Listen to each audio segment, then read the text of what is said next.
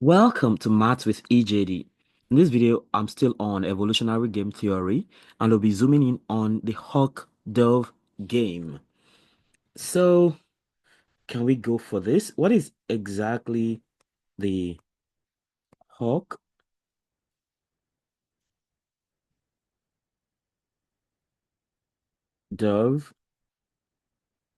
game? Of course, as you know already, evolutionary game theory is the application of game theory to biological populations, right? So, hawk and dove, you can imagine what their behavior look like. The hawk is known to be very, I mean, when you hear that somebody is hawkish, right? Like the person is a bit mean or something, and the dove is really gentle. So let's see the kind of game that goes on in hawk-dove interactions. So hawk-dove,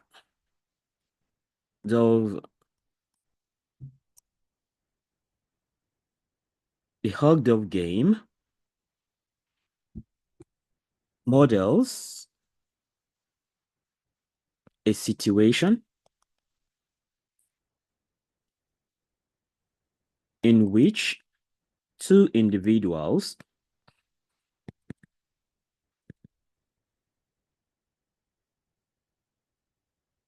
compete for a resource. All right. Each player has two strategies.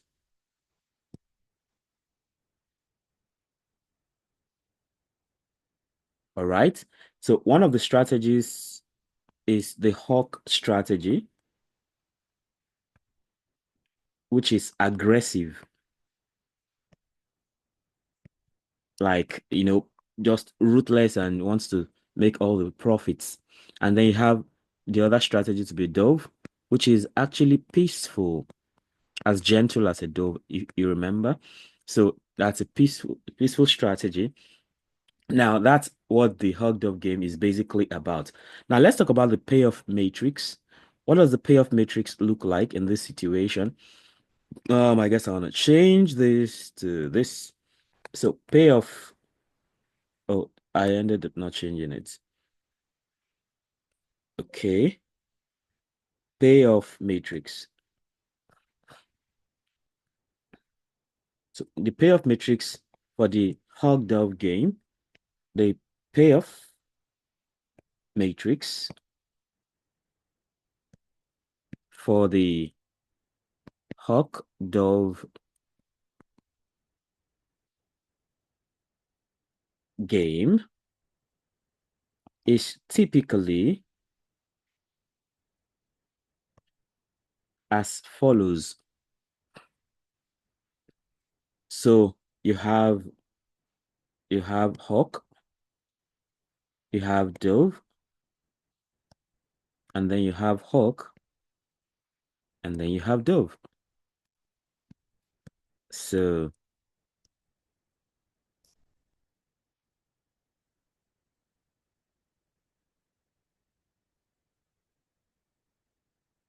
something like this. And so if the two players uh, you know, put off their hawk behavior, then the payoff is V over 2 minus C, V over 2 minus C for each of them.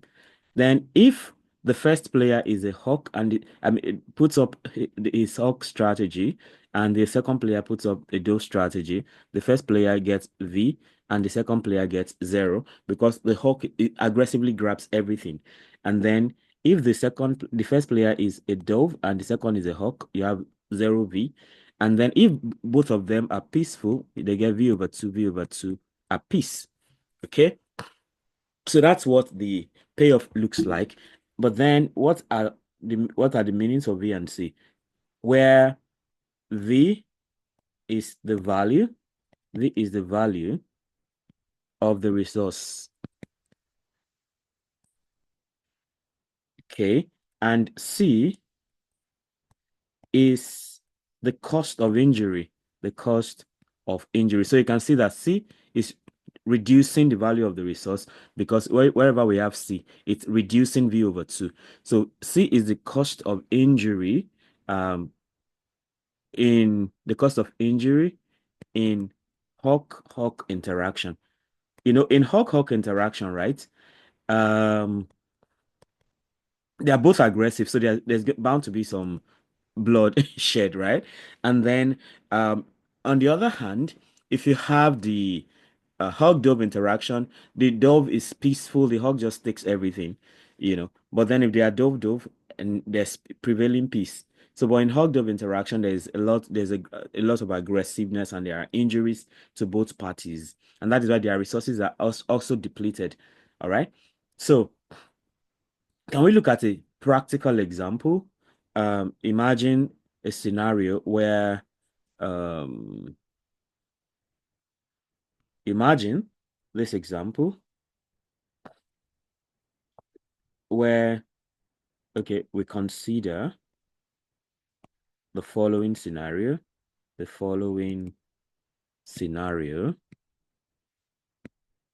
where, where, um, V is equal to 10.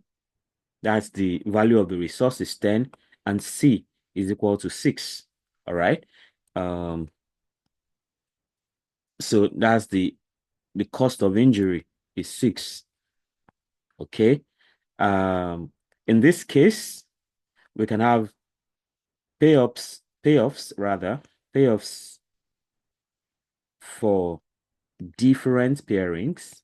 Payoff for different pairings are given us. All right. We have so now hawk, dove, then hawk, dove.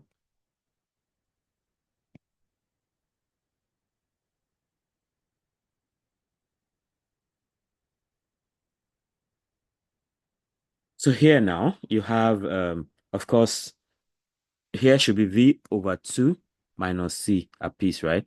So that'll be V is 10. So you have V to be 10 and divided by 2 minus 6, which is the cost of injury. So you have 5 minus 6, which is minus 1. So in that case, you have minus 1, minus 1. When both of them put up their hawkish behavior, both players put up their hawkish behavior. On the other hand, we have, so if you have hawk dove, right, that we are going to have V0. So in this case, V is 10. So winner takes all. That's how this looks like. Winner takes all. So here, the player one is hawkish, player two is dovish. So player one gets all the whole resource, and the dove doesn't get anything. Then on the other hand, player one is a dove, player two is a hawk. So player one loses everything, the hawk gains everything. Now, if we have a peaceful settlement, a peaceful situation where everybody is in their best behavior, so to speak, we just have V over 2 each, you know, following what we had at the top, right? We have V over 2 each, which is 10 over 2, which is 5, 5. So each of them gets 5, 5, like that. So imagine this particular scenario now. So what is the evolutionary outcome of this situation? Evolutionary outcome.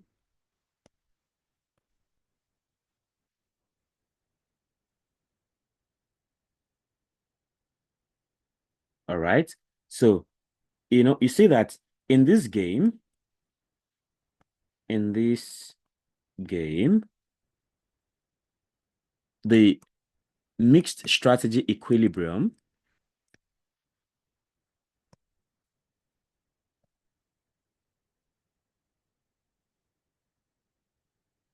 is where the population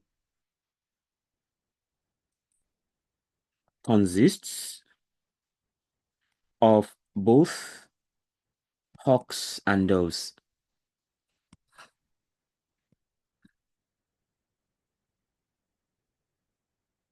Both hawks and doves. Now, if the cost of fighting, if the cost of fighting is high, meaning that the sea large, then the population is more likely to adopt those strategies.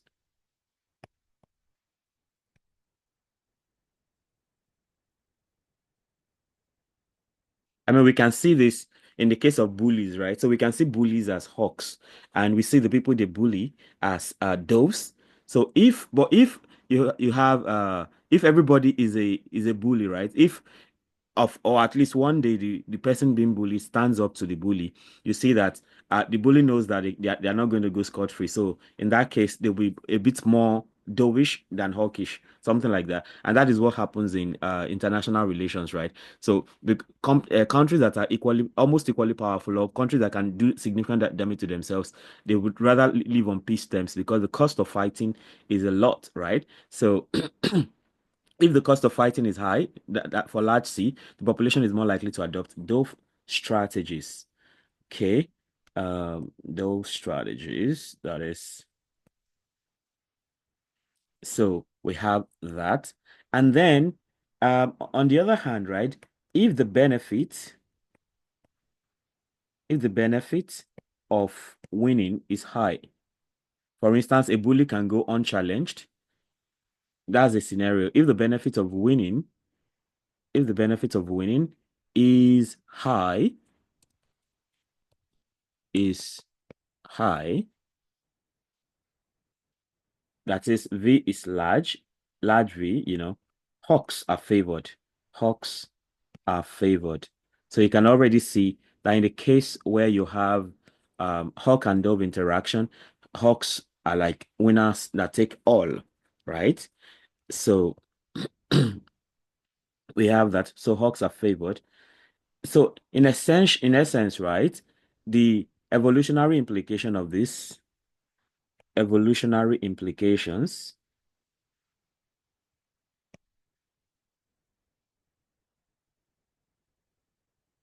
evolutionary implications of this is simply that the presence of both strategies in a population ensures that there is no simple, what you can call best strategy. Okay. All right. So the game leads to an equilibrium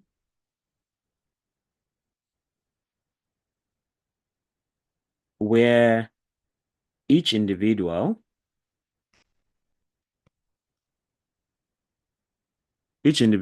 strategy, that is, depends on the frequency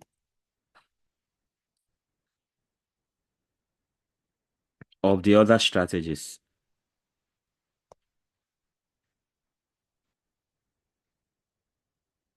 in the population. All right. So if the cost of fighting is not much, then the Hawks are in charge. But if the cost of fighting is a lot, then the Hawks will have to, look for peace.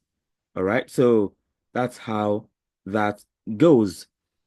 So with this, we come to the end of the Hawk Dove game, which is a form of evolutionary game like that, as we can see. So a society will evolve based on how much of hawkishness or how much of dovishness is prevalent in the system. But I mean, as we see in international relations, right? Um, you know, countries, very very strong countries, of course, they may not really like themselves, but they would rather go for peace, where they each get half of the resource instead of losing it all. So that's how that works. So we can see this whole thing applying a lot in international relations and politics and things like that. So I have one more video to go on the idea of game theory. Yeah, I'll be talking about animal behavior and cooperation in evolutionary game theory. I mean, more of, okay, yeah, when we get there, we'll see what that looks like. So be sure to subscribe to this channel so you don't miss out on that, and hit the notification bell so you can always get alerted each time a new video is released. Comment, let me know if you want me to teach a topic or solve a problem. Of course, if you also want to make me know that you're learning a lot from all these videos, I'll be glad to get your feedback. And of course, don't forget to like and share so that more people can have access to this great learning. Till I come your way again, keep playing the game of life peacefully. Of course, fight when you have to fight too. All right, see you.